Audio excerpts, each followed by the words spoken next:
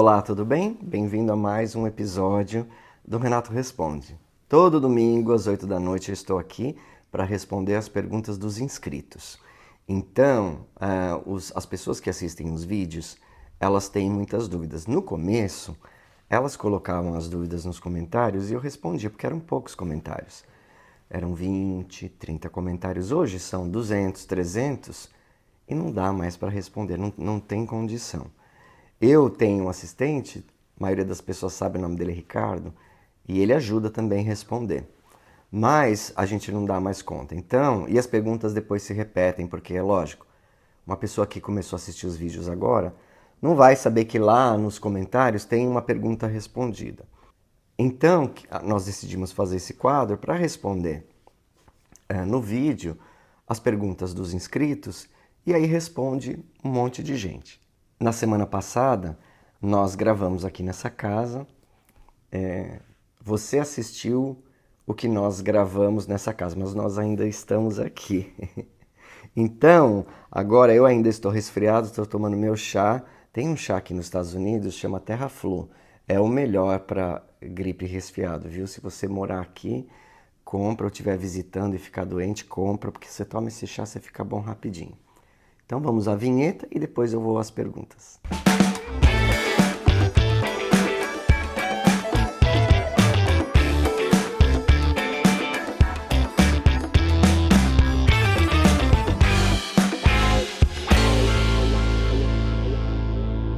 Então vamos lá, você que é inscrito ou que não, deixou uma pergunta e agora eu vou responder. Renato, você poderia falar um pouco sobre o processo e as possibilidades para quem deseja comprar um terreno para construir? A construção precisa ser feita por uma construtora ou eu posso fazer por conta própria? Olha, a primeira coisa que eu tenho para falar sobre isso é que se você quiser construir, dependendo da casa, você vai gastar mais do que comprar de uma construtora, tá? Porque enquanto existem casas à venda aí por $270 mil, 4 quartos, 2 banheiros, em Ocala, por exemplo, né? Uma casa nova para vender por 270, só para você comprar o terreno e fazer você, se você não é o construtor, você vai gastar mais que isso, tá? E agora, se for uma casa grande, uma casa moderna, você não vai querer um terreno em qualquer lugar, então você vai gastar provavelmente uns 300 a 600 mil para achar um terreno bom num condomínio bom e depois uns 500 mil dólares para construir uma casa, por exemplo, uma casa como essa. Então vai sair mais ou menos 1.100.000, 1.200.000 dessa casa aqui pronta, customizada para você, por um construtor. E ao passo que se você for lá e bater na porta da Meritage, que é a construtora, você compra uma casa dessa aqui por 850 mil, eu acho, né? Porque já vem o terreno, tudo. Agora, se você vai construir, você vai querer comprar um terreno num lugar bom. E os lugares bons já não tem tantos terrenos à venda, e quando tem, custa caro. Custa caro mesmo.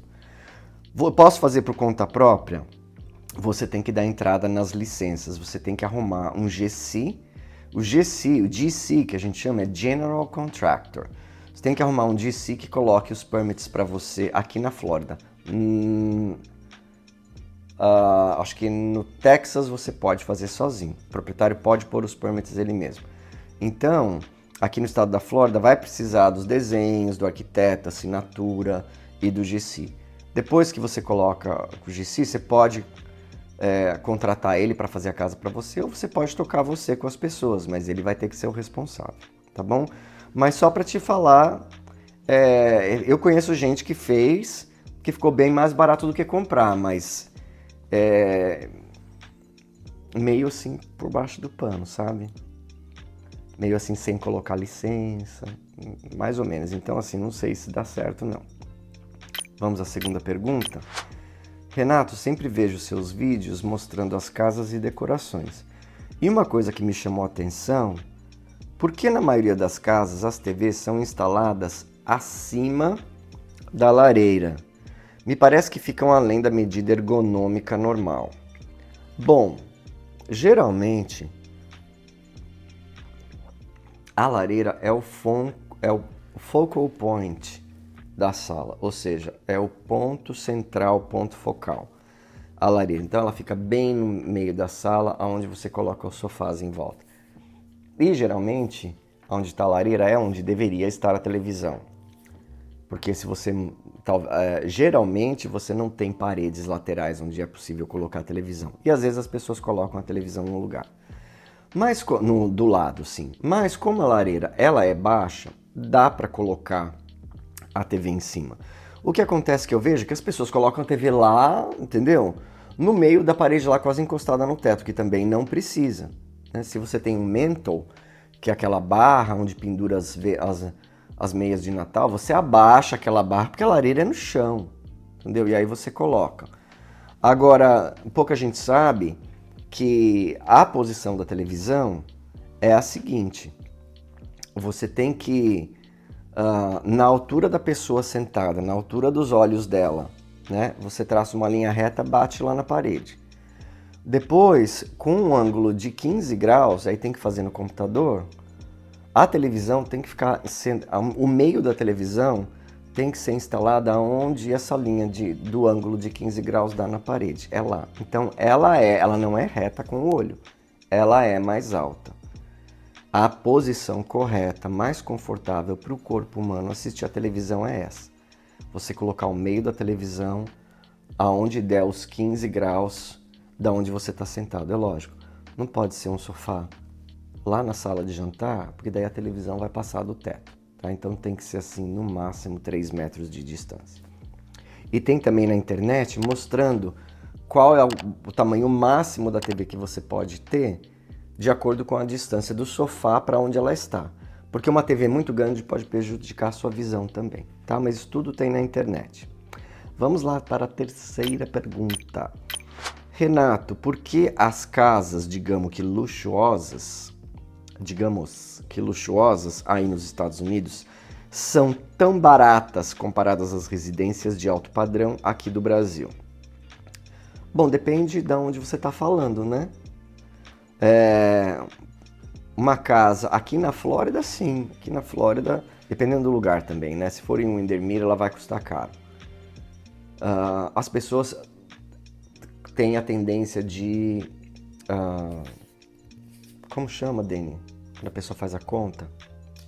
Converter, isso aí. Converter. A casa custa 2 milhões. Ah, mas custa 10 milhões de reais. Com 10 milhões eu compro uma casa igual aqui.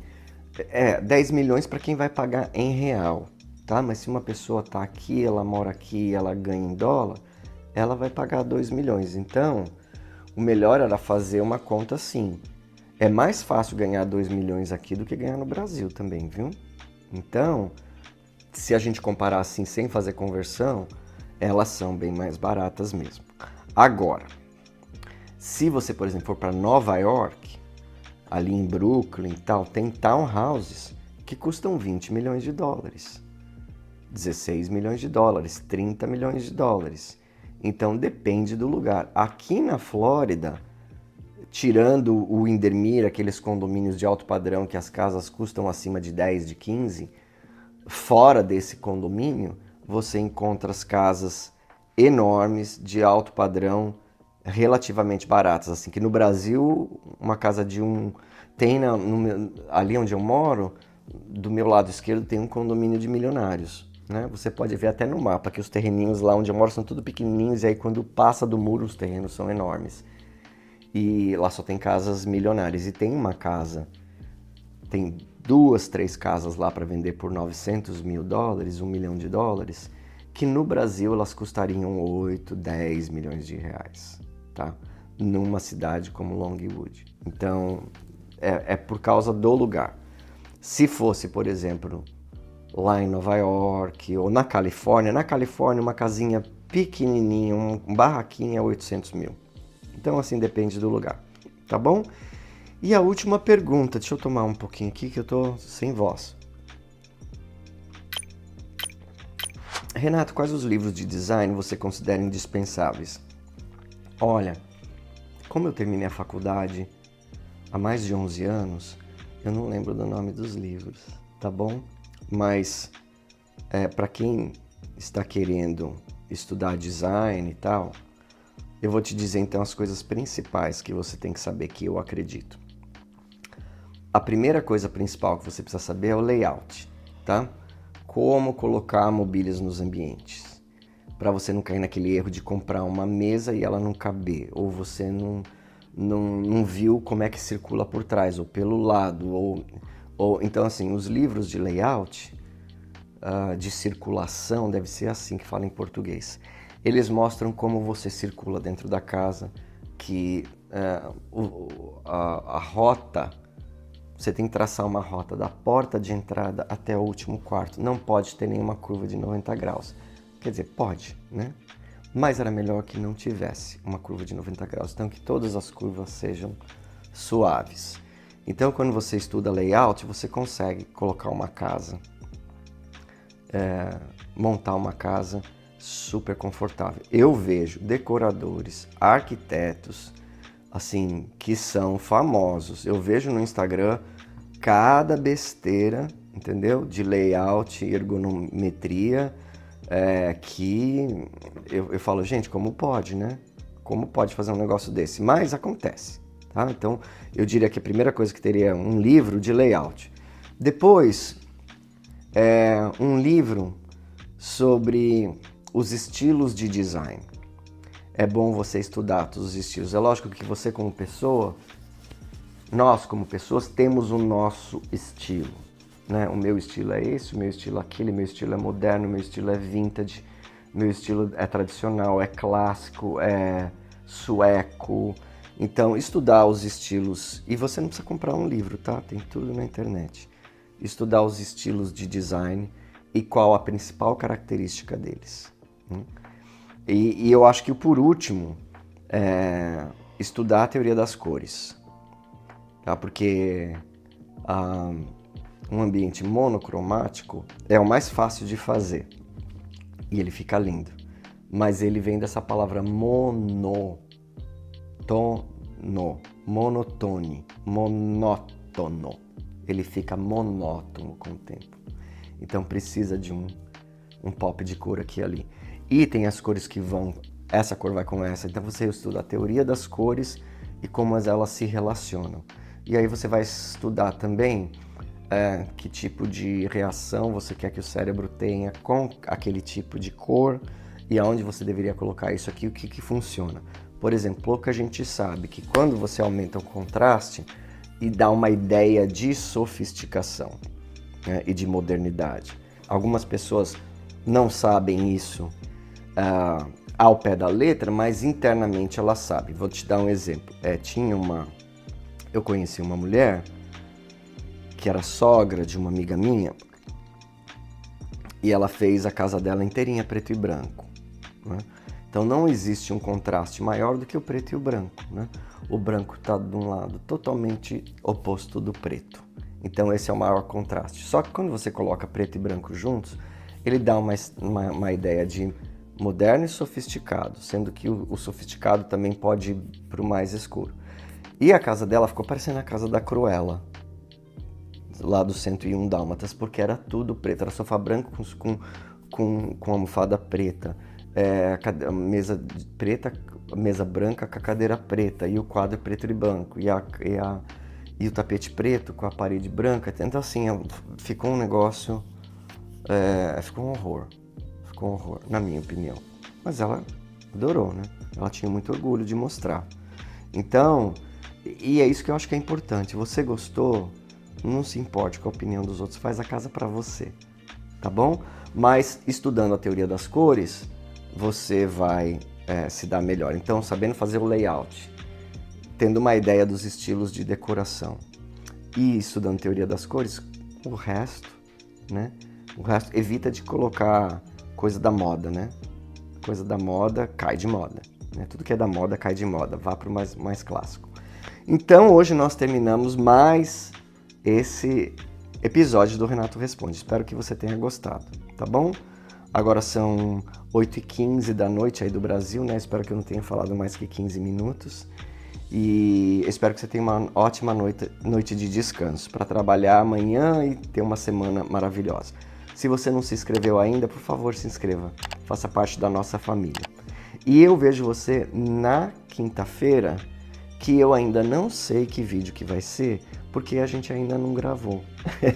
Tá bom, eu tenho que arrumar alguma coisa. Eu tenho uma ideia do que vai ser, mas você vai ficar sabendo no dia, tá bom? Então até quinta, às 18 horas, horário marcado, não esqueça, tá bom? Boa noite e tchau, tchau.